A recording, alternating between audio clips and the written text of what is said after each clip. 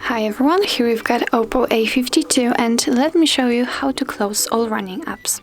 So all you have to do is simply click on this 3 bars icon to open recent apps, and as you can see here we've got some apps which have been opened, and if you want to close only one of it, then simply swipe it up, just like this. If you don't want to play with that and simply want to clear all of them, just click on clear. And that's all. As you can see, all apps has been closed. Here are no recent apps opened. And that's all. This is how you close running apps in your OPPO A52. And if you find that this video was helpful, please hit the subscribe button and leave the thumbs up.